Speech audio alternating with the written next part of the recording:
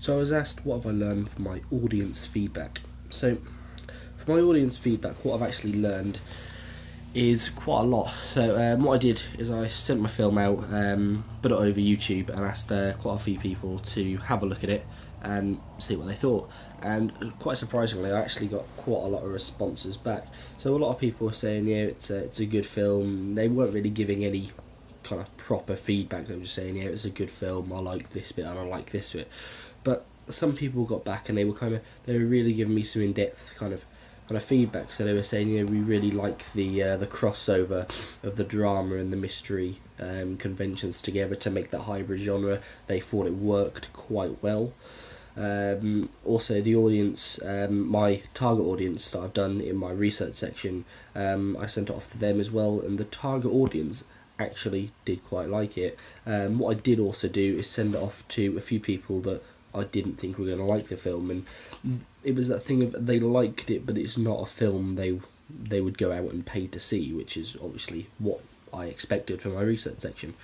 But from the audience that I sent it out to, that my target audience was, again, they really, really enjoyed the film. They said it was a film they would love to see over and over again. They loved the way that they were pulled in to the film, pulled into the other characters.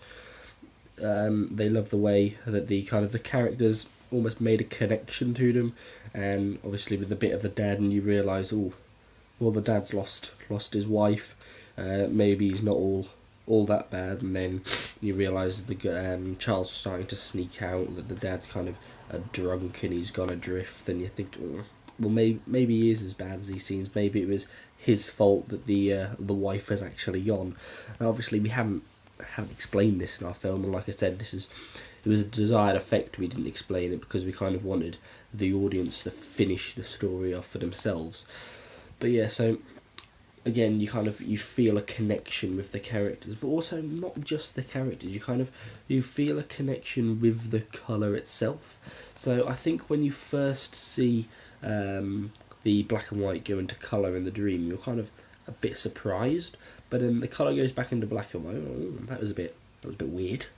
And then when you go back into the colour, the audiences have been saying, it's kind of like, I like the way you haven't just done it once. You've got this permanent crossover of when the girl goes into dream, the black and white turns into colour, and obviously when we go back into the black and white world, they did say they were not expecting at all the bit of the red flower. And we added that in there because one of the things I looked at was Schindler's List, which obviously has the girl in the red coat, which has quite a dramatic effect onto the film. So I was trying to replicate the dramatic effect, which my audience have said I have replicated quite well.